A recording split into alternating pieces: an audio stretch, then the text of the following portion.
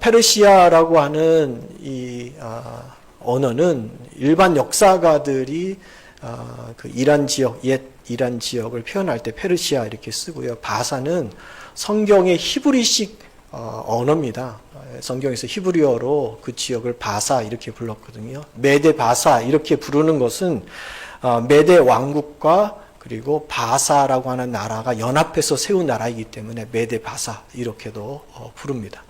이 페르시아 바사라고 하는 나라에 중요한 왕들이 있죠. 우리 다 들어봤습니다. 우리 고레스 왕이 대표적인데 바사를 세운 왕이죠. 70년 포로 생활 가운데 이스라엘 백성들이 포로 생활 끝나고 이 고레스 왕이 허락해줘서 다시 고향 예루살렘으로 돌아가게 해줬던 왕이고, 돌아가서 또 예루살렘 성전을 지을 수 있도록 도와주었던 왕, 우리 고레스 왕 잘 알고 있죠. 다리오 왕도 우리 잘 알고 있고, 그리고 오늘 왕으로 나오고 있는 아하수에로 왕도 대표적인 왕으로 우리가 볼 수 있습니다.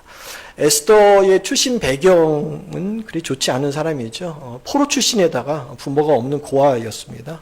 이런 에스더가 어떻게 당대 최고 강대국이었던 바사 제국의 왕비가 되었는지 그 과정을 보면서, 그 과정이 하나님 우리에게 만남을 통해서 하나님의 일을 역사하시거든요. 그러니까 사람을 붙여서 그 사람을 통해서 하시는데, 저와 여러분이 늘 기도하는 기도 제목 가운데 좋은 만남 주세요. 우리 자녀들이 좋은 만남을 통해서 그들의 삶을 살게 해주세요. 이런 기도하는데, 그냥 명목상의 좋은 만남이 아니라 그 만남이 어떤 의미이고 그 만남을 통해서 주님이 구체적으로 이루시는 과정과 또 뜻하심과 목적이 어디 있는지를 우리가 좀 알 필요가 있죠. 그래서 오늘 본문 말씀이 그런 내용들로 구성이 되어 있기 때문에 에스더가 이 바사 제국의 왕비, 왕후가 되는 과정을 통해서 그런 은혜를 함께 나눠보도록 하겠습니다. 에스더서는 아하수에로 왕과 와스디 이 왕후 사이에 있었던 갈등에서부터 이제 문제로부터 시작이 되는데요. 왕궁에서 잔치가 열렸어요. 아하수에로 왕이 술에 취하게 됩니다. 술에 취한 김에 손님들에게 자기 왕비, 와사디 왕부의 미모를 좀 자랑하고 싶은 거예요. 그래서 왕비를 호출했는데 와스디 왕비가 이를 거절한 거예요. 이에 아하수에로 왕이 분노하죠. 화가 났죠. 많은 사람들 앞에 체면 깎이는 것 아닙니까? 이 사건을 어떻게 처리해야 될지를 그 당시에 7 자문관이 그 나라에 있는데 자문관에게 물어본 거예요. 이를 어떻게 했으면 좋겠느냐.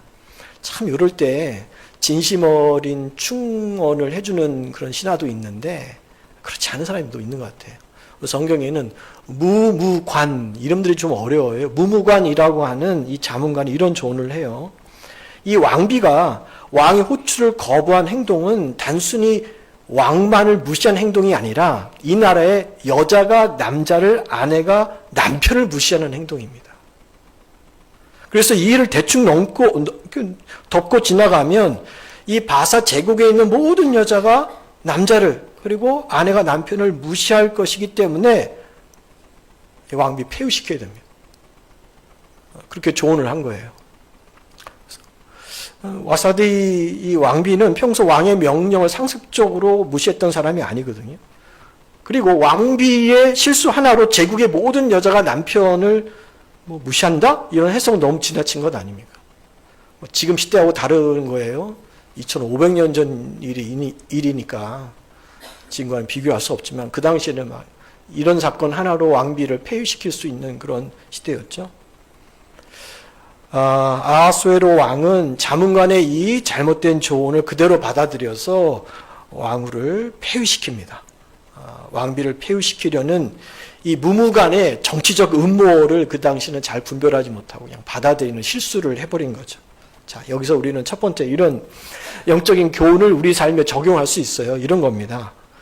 지금 내 곁에 누구를 두느냐가 인생, 우리 삶에 아주 중요한 그 지침이 될 수 있다. 내 곁에 누가 있는가 한번 살펴보세요. 뻔한 거지. 뭐 내 옆에 남편이 있고 아내가 있고 자식이 있고 교회 교우들이 있고 뭐 친구가 있겠죠. 회사 다니는 분들이라고 하면 뭐 동료들이 있겠죠. 우리가 좋은 만남을 통해서 바른 조언을 들어야 하는데 이 무무관 같은 사람이 내 곁에서 잘못된 조언을 해주면 우리도 아하수에로 왕처럼 얼마든지 그런 실수를 해요. 그런 선택을 하는 거예요. 장담 못합니다. 그렇다면 생각해 보세요. 일평생 내 곁에서 나에게 가장 많은 조언을 해줄 내 삶의 무무관 같은 후보의 1순위가 누가 될까요? 배우자입니다. 부모입니다. 그래서 배우자를 선택할 때 주로 배우자의 외모나 또 사회적인 어떤 조건을 선택 기준으로 놓고 보죠. 필요합니다.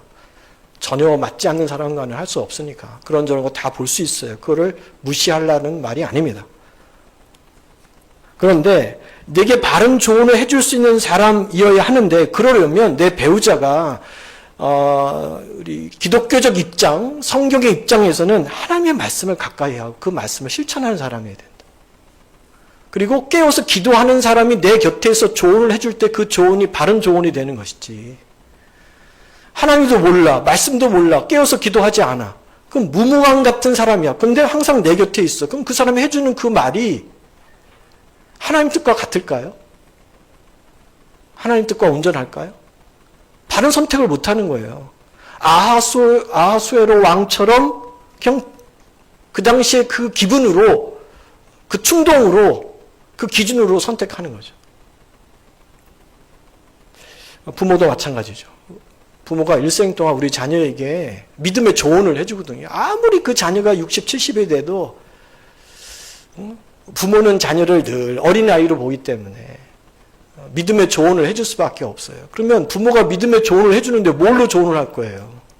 시대는 변해서 기술은 발달해서 부모가 알고 있는 기술로 자녀를 뭐 조언할 겁니까? 부모가 알고 있는 정보 가지고서 자녀를 조언합니까? 그거는 맞지가 않아요. 해줄래 해줄 수가 없어요. 맞지가 않기 때문에.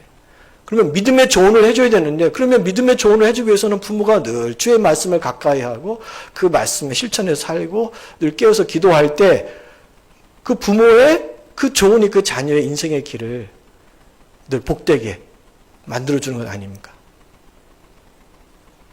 이게 지혜로운 것이다.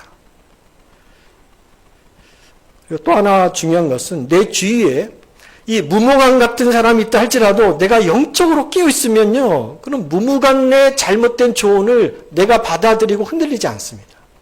내가 영적으로 깨어있으면. 다윗을 생각해 보세요. 아주 좋은 예가 있지 않습니까? 광야 도피 생활 가운데 사울왕을 죽일 수 있는 기회가 한 2번 정도가 있었어요. 근데 측근들이 그 기회를 딱 맞이했을 때 다윗에게 뭐라고 조언한지 아십니까? 이거 하나님의 뜻입니다. 하나님이 다윗 왕에게 주신 아주 절호의 기회니까 이번 기회에 사울을 죽이십시오. 오늘 본문으로 따지면 무무관 같은 조언이에요. 그때 다윗이 그들의 조언을 들어요, 안 들어요? 안 들어요. 왜요? 다윗은 그 광야 생활 가운데 늘 하나님 앞에 뭐요? 깨어 있었던 사람이거든요. 늘 하나님께 기도했던 사람이에요. 한 사람도 아니고 주변에서 나를 돕겠다고 하는 가장 친한 사람들이 이번 기회에 사울을 죽여야 됩니다라고 조언을 해도 끝까지 듣지 않습니다. 2번 다 살려줍니다. 주님의 말씀에 따라서. 나중에는 통일왕국을 이루는데 전혀 문제 없이 그가 그 자리에 오르게 되죠. 이처럼 내 주위에, 여러분 주위를 생각해 보시라고요. 설령 무무관 같은 사람이 있다 할지라도 내가 영적으로 말씀으로 기도로 성령으로 깨어있으면 얼마든지 그 잘못된 조언을 분별할 수 있고요. 그거 기다려듣지 않습니다. 하나님의 말씀 따라가는 거죠. 그리고 또 하나, 우리는 만남의 복을 주님 앞에 간절히 구합니다. 꼭 필요한 복입니다. 그런데 만남의 복만 구하면 안 되고, 하나님 저희 인생에 이 무무관 같은 사람들이 내 곁에 있지 않게 해주시고 혹시 그들이 잘못된 조언할 때 내가 잘 분별할 수 있게 해주세요 라고 기도하는 것도 필요하지만 중요한데요, 내가 누군가에게 무무관 같은 역할을 해서도 안 되는 거예요. 나도 잘못하면 누군가에게 무무관처럼 잘못된 조언을 건넬 수 있거든요. 내가 영적으로 지금 바로 서 있지 못할 때, 말씀과 기도가 내 삶을 다스리고 있지 않을 때, 얼마든지 내 남편에게 잘못된 조언, 내 자녀에게, 교우들에게 그렇게 할 수 있거든요. 이 와스디 왕비가 폐위된 이후에 아하수에로 왕은 어떤 이유에서인지 모르지만 새 왕비를 곧바로 뽑지 않습니다. 그리고 역사적으로 보면 그리스와 전쟁을 해요. 그리스 전쟁을 크게 3번 하는데 그 전쟁 가운데 한 번은 이제 페르시아가 그리스에게 패하는 그런 전쟁이 영화로 만들어진 게 있잖아요. 스파르타 300 스파르타 용사 300명이 페르시아 이 군인들과 싸워서 아주 장렬하게 전사하는 그런 내용도 영화에 있었거든요. 그리스와 전쟁을 합니다. 전쟁에서 아주 참혹하게 참패를 해요. 그 조그만 그리스의 나라가 페르시아를 이겨버린 거죠. 여러분, 사람이 큰 실패를 하게 되면 의기소침해져요. 아무리 강한 사람도 실패를 딱 하면 멈칫거립니다. 그리고 그 실패 앞에서 자기 자신을 돌아보죠. 왜 실패했을까? 뭐가 부족했지? 뭐가 잘못했지? 그리고 그 실패의 상처를 좀 위로해 줄 사람, 또 진솔하게 내 마음을 좀 나눌 사람을 찾게 되는 것 아닙니까? 이 아하수에로 왕이 그랬던 것 같아요. 이제 참패하고 나서. 그래서 그리스와의 전쟁에서 실패한 후에 내가 함께했던 와사디 왕후를 내가 그때 폐위시켰던 사건을 회상해요. 그게 오늘 본문 2장 1절부터 시작하는 내용이 이제 나오는 거예요. 2장 1절에 말씀으로 보겠습니다. 그 후에 이렇게 돼 있잖아요. 그 후라는 것은 와스디 왕후를 폐위시킨 그 후에 이제 아하수에로 왕의 노가 그침에 한 3년 정도 흐른 거예요. 전쟁이 한 3년 정도 그 기간이 있었기 때문에 와스디와 그가 행한 일과 그에 대하여 내린 조서를 생각했다라고 이야기합니다. 3년 전에 폐위시켰던 왕비를 생각했다. 만일 왕비와의 관계가 좋지 않았다면, 또 평소에 늘 부부싸움이 있었고 다툼이 있었다면 시간이 지날수록 후회하기보다는 야, 그때 폐위시키기를 잘했다 이렇게 생각했을 것 아닙니까? 근데 그렇지 않았다는 거예요. 그리고도 바로 재혼을 그가 서두르지 않았다. 그러면 이 와스디 왕비를 폐위시킨 일에 대해서 후회하는 모습을 우리가 보는 거죠. 왕비가 꽤 괜찮은 사람이었구나. 그 술자리에 부른다고 해서 나가지 않았던 것은 왕을 무시한 것이 아니라 뭔가가 있었던, 뭔가를 마음에 두었던 그런 사건이었구나라고 나중에 후회를 하게 되는 거죠. 자, 왕이 왕비를 이렇게 그리워하는 모습을 주변에서 보니까 측근들이 어떻게 했어요? 발빠르게 움직이는 거죠. 아, 왕이 지금 왕비를 좀 필요로 하는구나. 그래서 왕비를 세우는 프로젝트를 시작하는 말씀이 이제 2절부터 4절까지가 기록이 되어 있는 거죠. 2절부터 제가 빠르게 한번 읽어보겠습니다. 왕의 측근 신하들이 아뢰되 왕은 왕을 위하여 아리따운 처녀들을 구하시되 3절 전국 각 지방의 관리를 명령하여 아리따운 처녀를 다 도성 수산으로 모아 후궁으로 들여 궁녀를 주관하는 내시 해계의 손에 맡겨 그 몸을 정결하게 하는 물품을 주게 하시고 4절 왕의 눈에 아름다운 처녀를 와스디 대신 왕으로 삼으소서 하니 왕이 그 말을 좋게 여겨 그대로 행했다. 그러니까 외로운 차에 이제 왕비를 이제 세우는 일을 그가 허락했다는 거죠. 왕후 구하기 프로젝트가 실행됩니다. 자, 하나님은 이 무무간의 잘못된 조언과 계략까지도 사용하셔서 장차 앞으로 이제 왕비로 세워질 에스더를 그 자리에 앉히는 하나님의 구원의 역사를 시작하는 거예요. 저는 이런 사건들을 보면 야, 하나님 놀랍다 라는 감탄이 절로 나오거든요. 우리의 실수, 우리가 선택한 그런 잘못된 것도 하나님은 다 사용하신다. 하나님의 목적을 위해서는 선한 것도 사용하시고 인간의 실수와 죄악과 이런 모든 것이 다 동원되어서 결국에는 하나님의 선을 이루신다. 하나님의 목적을 이루신다는 거예요. 저와 여러분이 지금 살아가는 삶이 하나님 앞에 선한 삶, 주님이 원하시는 목적대로 사는 삶대로 하나님 쓰시고 그와 반대되는 인생을 우리가 살아간다 할지라도 그것까지도 하나님은 동원하셔서 결국에는 하나님 뜻을 이뤄내신다는 겁니다. 이는 마치 7년 대흉년에서 이스라엘 백성들을 구원하기 위해 시기 질투했던 형들의 계략을 이용해서 요셉을 애굽의 총리로 세우신 것과 너무나 똑같지 않습니까? 요셉의 입장에서는 억울하죠. 야곱의 가정에서는 불행한 사건이죠. 근데 뒤돌아보니까 그런 형들의 시기 질투, 그런 모략까지도 다 사용해서 나중에는 하나님이 이스라엘 구원하신 데 쓴다는 거예요. 중요한 거는 내가 어느 편에 쓰임 받느냐 하는 것입니다. 하나님 앞에 선한 도구로 쓰임을 받느냐, 아니면 하나님 앞에서 선한 도구가 아니라 이처럼 무무관처럼 그런 일들을 통해서 하나님께 쓰임 받느냐, 뭐가 복될까요? 여러분이 다 판단하실 수 있을 겁니다. 이처럼 하나님은 인간의 잘못된 계략까지도 사용하셔서 주님의 뜻을 이루고야 마시는 전능하신 하나님이구나. 이 사실을 믿을 수 있기를 바랍니다. 그 전능하신 하나님이 2500년 전에 에스더를 통해서 역사하신 하나님뿐만 아니라 오늘 이 자리, 지금 2026년도 오늘 이 시간에도 똑같이 동일하게 역사하시는 전능의 하나님임을 믿음으로 고백하고 주님 앞에 살아갈 수 있기를 주의 이름으로 축원합니다.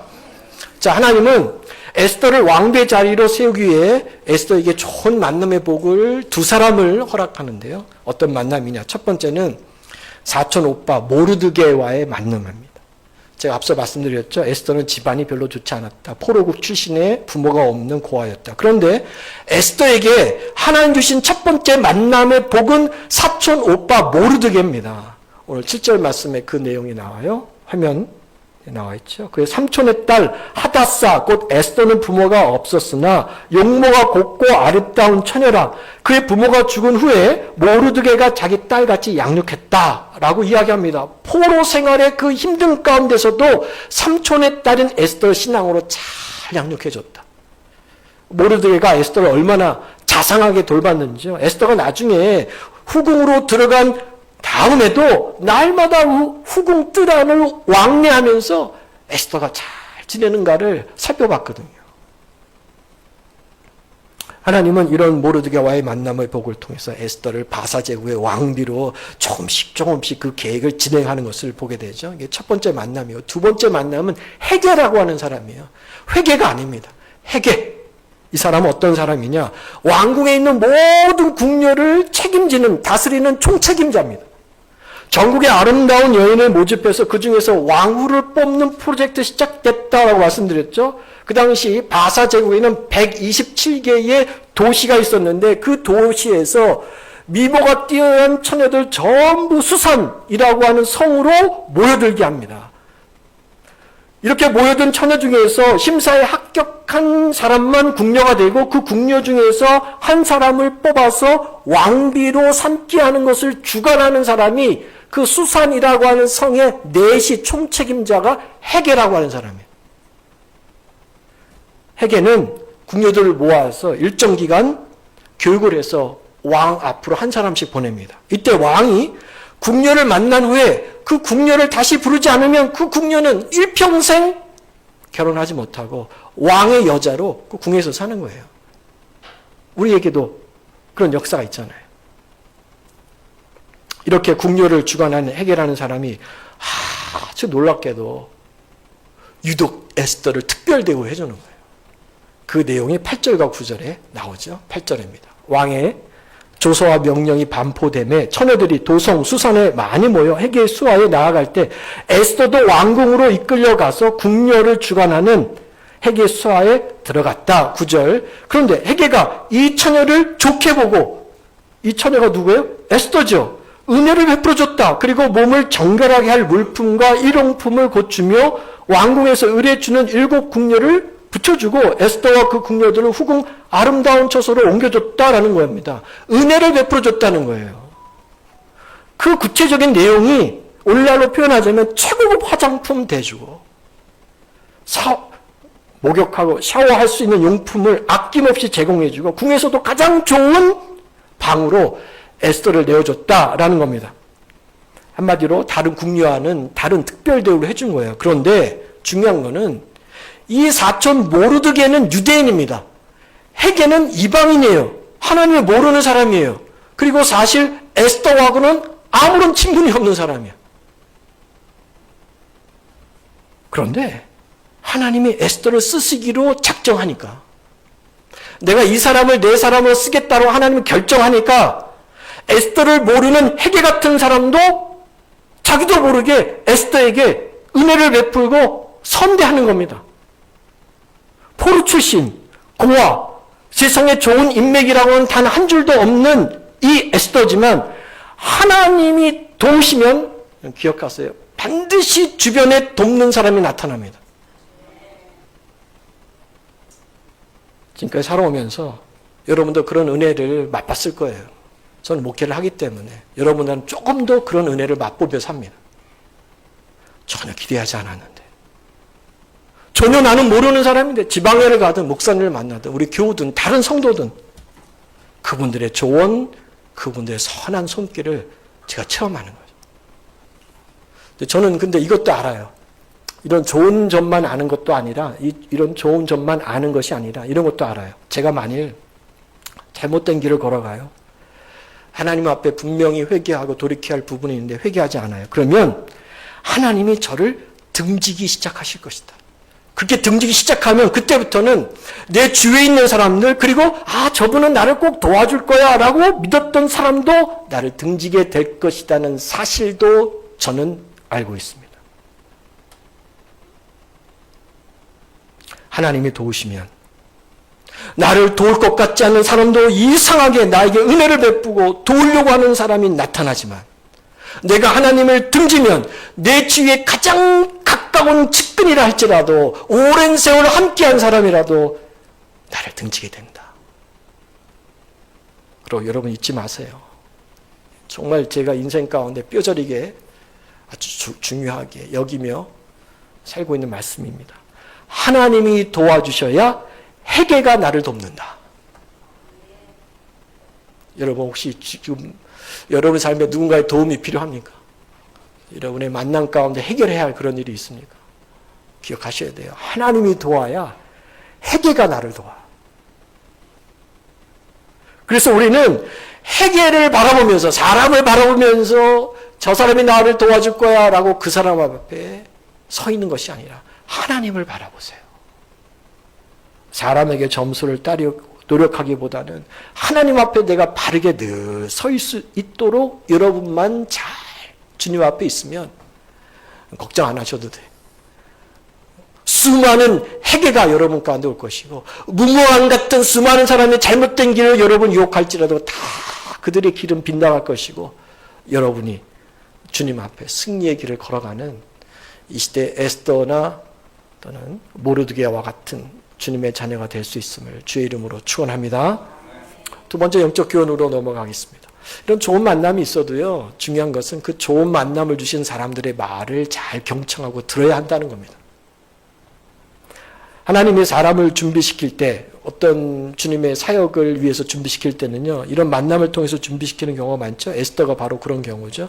하나님은 모르드게와 헤게와의 만남을 통해서 에스더를 향후 왕비로 준비시키셨습니다. 하나님은 지금도 저 여러분의 모든 만남을 통해서 준비하는 과정 가운데 있는 줄로 믿습니다. 중요한 것은 하나님이 에스더에게 모르드게나 헤게와의 좋은 만남을 주셔도 당사자인 에스더가 그 만남을 소중하게 여기지 않거나 혹시 그들이 주는 조언이나 가르침에 순종하지 않으면 이거는 선한 결과를 얻을 수 없어요. 좋은 만남이라고 할 수 없습니다. 좋은 만남이 진짜 복의 결실, 열매로 맺기 위해서는 그 좋은 만남을 만들어준 모르드게와 헤게의 가르침에 에스더가 기꺼이 순종할 때 진짜 복의 결과를 맺는 말씀의 모습을 오늘 본문이 우리에게 알려줍니다. 자, 에스더는 모르드게와 헤게에게 정말 순종했거든요. 지금 궁에서 일정 기간 교육을 받고 때가 되면 한 사람씩 지금 왕에게 나아가는 거예요. 그런데 왕에게 나아갈 때 그때가 되면 궁녀가 헤게에게 구하는 모든 것은 어떻게 해줘야 되는가라는 말씀이 13절에 나와요. 오늘 본문 말씀 지나갔는데 13절에 보면 이렇게 되어 있죠. 처녀가, 궁녀죠, 왕에게 나아갈 때는 그가 구하는 것을 다 주어 후궁에서 왕궁으로 가게 하고 이렇게 나왔습니다. 이게 무슨 말입니까? 궁녀가 왕 앞에 나아갈 때가 됩니다. 그러면 비싼 옷을 구할지라도, 고가의 화장품을 구할지라도, 비싼 액세서리를 구할지라도 다 줘야 된다는 거예요. 그러니 보통 궁녀들은 기회는 이때다 그러면서 자기가 원하는 명품들을 다 요구하는 거예요. 나 이런 명품, 저런 거, 이런 보석부터 시작해서 최고의 화장품 다 치장할 수 있도록 다 요구할 수 있는 거죠. 그런데 에스더는 달랐다는 거예요. 에스더는 어떻게 달라졌냐? 어떻게 다르게 행동했냐? 15절에 그 다른 모습이 나와요. 기록이 되어 있는데 이렇게 기록되어 있죠. 자, 모르드게의 삼촌 아비아달의 딸 곧 모르드게가 자기의 딸같이 양육하는 에스더가 차례가 됐습니다. 왕에게 나아갈 때 국료를 주관하는 넷이 헤게가 정해준 것 외에는 다른 것을 구하지 아니했다. 다른 국녀들과 다르게 헤게가 너는 이것만 하고 이것만 해 라는 것만 순종했다는 거예요. 다른 궁녀들은 고가의 화장품, 의류, 보석 실컷 주문해서 받아냈는데 에스더는 헤게가 준 것만 가지고 다른 것은 구하지 않았다. 다른 것으로 치장하지 않았다. 이 말은 지금 헤게가 준 지도와 가르침에 에스더가 뭐 하고 있는 거예요? 순종하고 있는 거예요. 원래대로 하면 요구하는 거 다 받을 수 있어요. 여러분 생각해 보세요. 지금 왕비를 뽑는 겁니다. 그러면 여성에 대한 왕의 취향을 궁 안에서 가장 잘 알고 있는 사람이 누굴까요? 궁녀 담당 수상성 넷이 헤게입니다. 헤게는 왕이 어떤 스타일의 여성을 좋아하는지, 어떤 옷을 입고 나가는 것을 좋아하는지, 어떤 향수를 좋아하는지, 어떤 헤어스타일, 어떤 액세서리를 좋아하는지를 누구보다도 잘 알고 있는 사람은 헤게밖에 없어요. 그런데 에스더는 자기 마음대로 자기가 원하는 대로 과하게 치장하지 않고 헤게가 하는 대로만 치장하고 나왔어요. 순종했다는 거예요. 순종의 결과가 어떻게 됐을까요? 17절에 순종의 결과가 나옵니다. 자, 이렇게 돼 있죠. 왕이 모든 여자보다 에스더를 더 사랑함으로 그가 모든 처녀보다 왕 앞에 더 은총을 얻은지라 왕이 에스더의 머리에 관을 씌우고 와스디를 대신하여 왕으로 삼았다. 순종의 결과가 뭐예요? 딩동댕 뭐가 됐어요? 왕비가 된 거예요. 하나님이 모르드게와 헤게와의 그 좋은 만남을 허락하셨어요. 여기까지 좋아요? 그 좋은 만남을 줬는데 에스더가 그 만남까지만 생각하고 그들이 하는 말에 순종하지 않았다면 왕비는 못 되는 거야. 근데 에스더는 순종한 거지. 과하게 하지 마라. 내가 하는 대로만 해. 여성인데, 죄송합니다. 여성이라고 이렇게 비하는 거 아닌데. 남성도 마찬가지지만 좋은 옷, 좋은 명품 옷 보면 다 좋아하는 것 아닙니까? 화장품 쓰는데 어떤 화장품 쓸래요? 유명한 화장품, 좋은 화장품 쓸래요? 아니면 그냥 그저 그런 거 쓸래요? 사람이 하면 다 똑같아요. 좋은 거 쓰고 싶어요. 그러나 에스더는 안 한 거예요. 순종한 거예요. 에스더가 왕비 선발에 나갈 때 모르드게가 준 말이 있거든. 너는 절대 포로국 출신 고아라고 이야기하지 말아라. 거짓말까지 할 거는 필요 없죠. 아수로 왕이 너 어느 출신이냐 물으면 이야기해야 되죠. 근데 묻지 않는데 네가 미리 저는 유다 민족 출신 포로입니다. 이야기하지 마라. 그 말 해주거든요. 에스더가 그걸 들어요.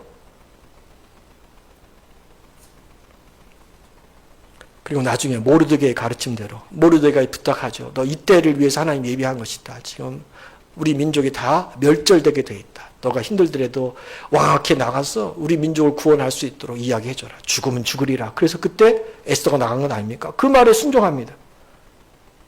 이처럼 모르드게와 헤게의 만남이 에스더에게 진짜 복이 될 수 있었던 이유는 그들의 만남을 소중하게 여기고 그들이 주어진 말을 경청하고 그대로 따라 순종했다는 겁니다.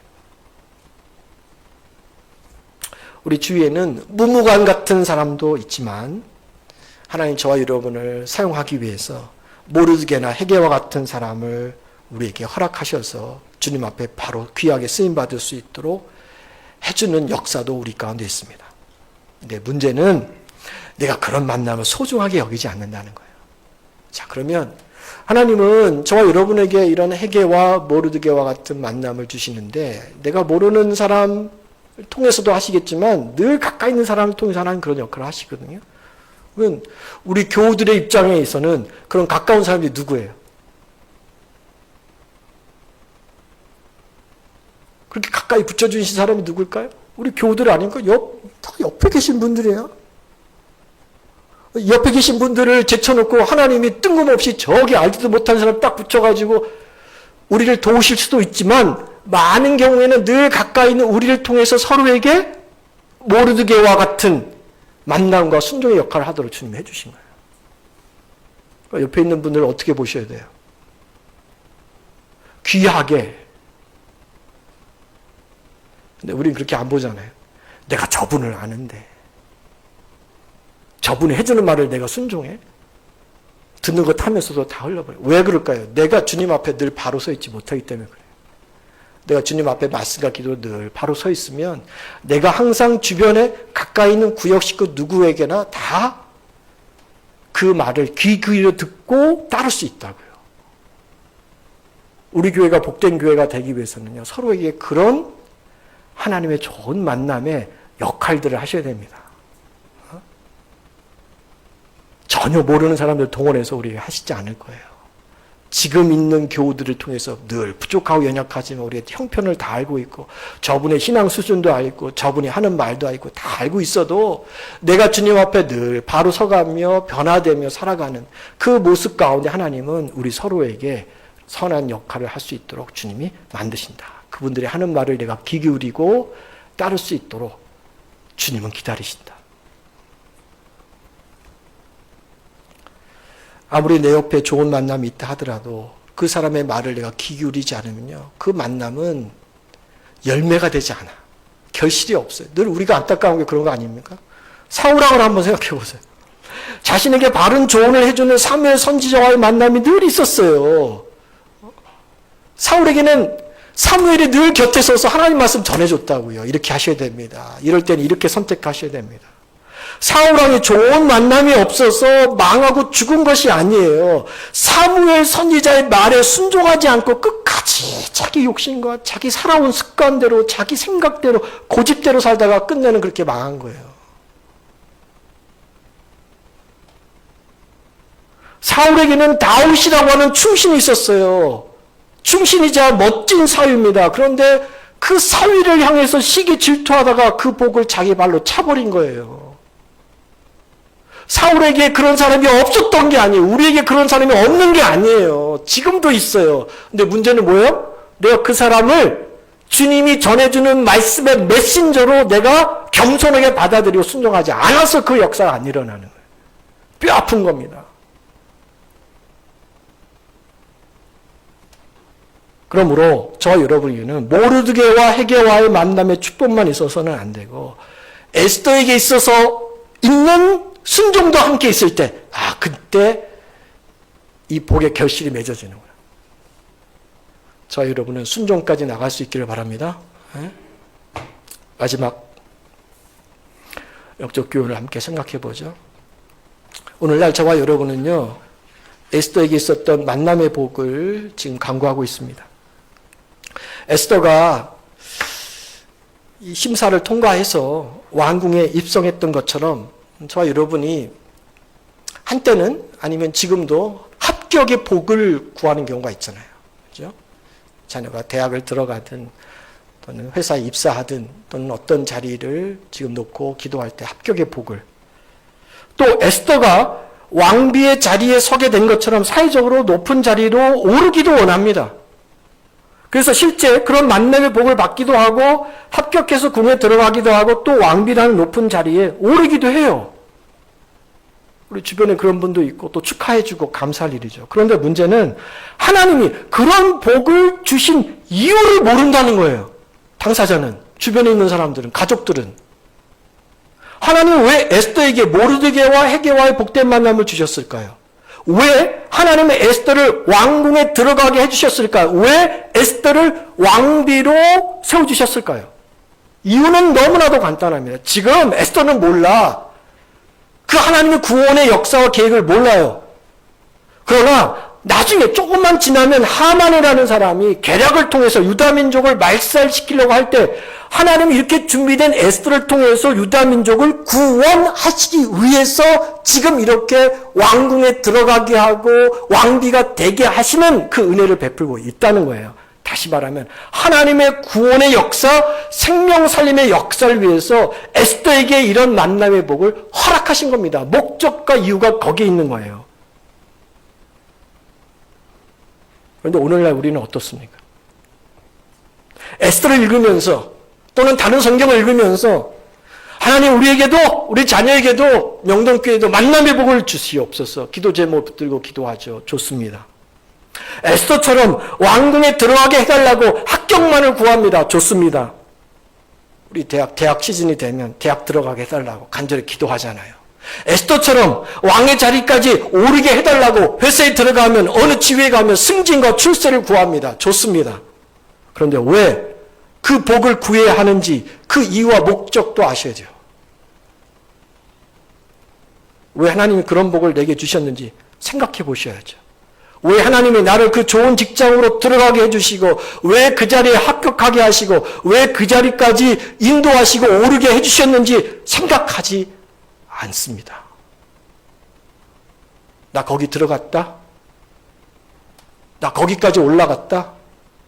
나 이만큼 벌고 있다. 이것만 감사하고 그것만 자랑스럽게 여기지 왜 하나님이 나에게 그것을 주셨는지를 전혀 모르고 있어요.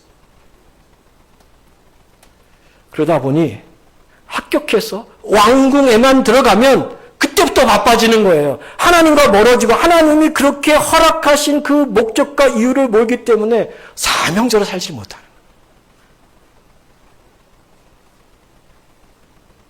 거예요. 우리 저를 포함한 우리 모든 사람들의 지금 기독교인의 신앙의 모습이에요. 세상 사람과 조금 더 구별이 안 돼요. 세상 사람들 다 똑같이 왕궁에 들어가게 해주세요. 합격의 복, 어떤 자리에 올라가게 해주세요. 출세와 승진의 복 다 구하고 있거든요. 근데 목적이 뭐냐면 목적이.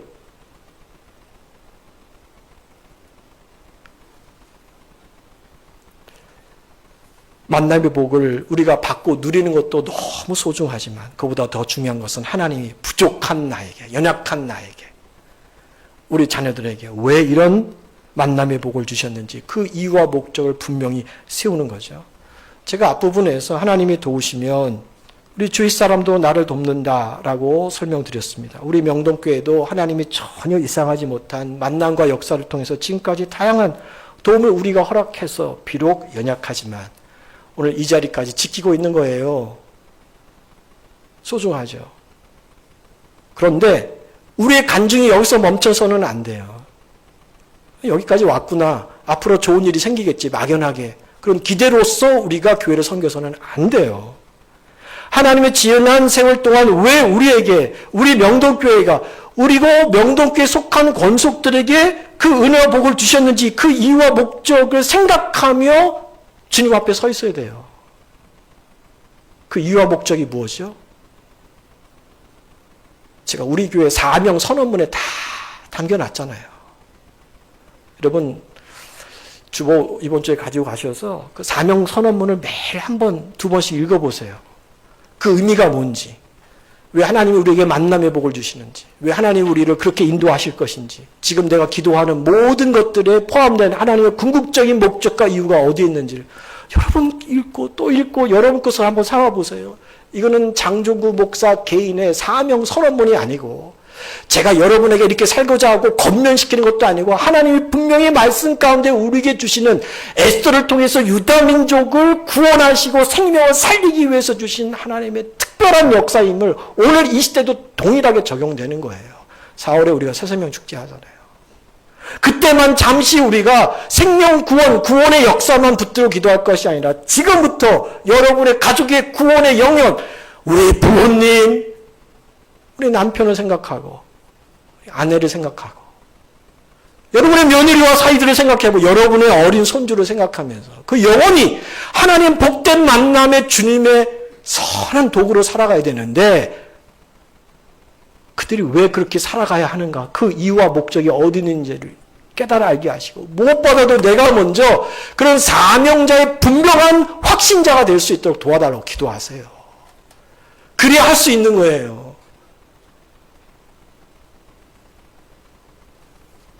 에스더의 이 사명, 유다 민족을 구원시킨 이 사명을 유대 백성은 절기로 만들죠. 그 절기가 부림절입니다. 이 부림절은 매년이죠. 매년 2월 말에서 3월 초에 이스라엘에서는 부림절을 지켜요. 올해 2026년에는 3월 2일에서 3월 3일 날 부림절이었거든요. 근데 왜 부림인지 아십니까? 부림이라고 하는 뜻은 헬라어로 제비뽑기야. 이 제비뽑기가 왜 유래가 됐냐면 하만이라는 사람이 유다 백성을 죽이기 위해서 그 날짜를 제비 뽑아서 정했거든요. 그래서 그거를 기억하고 불임절, 에스더가 주님의 은혜로 우리의 민족을 구원했다. 우리를 살려줬다. 라는 것을 기념하기 위해서 지금도 해마다 그 불임절을 지키고 있습니다. 우리 교회도 새생명 축제로 여러분의 영혼을 위해서, 여러분의 자녀의 가정의 영혼을 위해서 오늘도 기도하고 있는 거예요. 정말 주님 믿습니까? 정말 하나님이 살아계시다고 믿습니까? 정말 예수님이 여러분의 구원자라고 믿습니까? 구원받지 않으면, 예수님 모르면 지옥 간다는 것도 알고 있습니까? 정말 그렇다면 오늘 주어진 나의 이 시간을 정말 주님 앞에 귀한 것으로, 이 기회를 놓치지 않도록 매번 여러분이 주님 앞에 서 있어야 됩니다. 여러분이 주님 앞에 쓰임받으면 하나님은 그때부터 누구도 모르는 사람을 붙여주셔서, 저 사람이 정말 마음이 바뀌지 않을 것 같았는데 하나님 역사하시면 그 마음이 바뀌어서 주님의 복음의 자리로 나오는 거예요.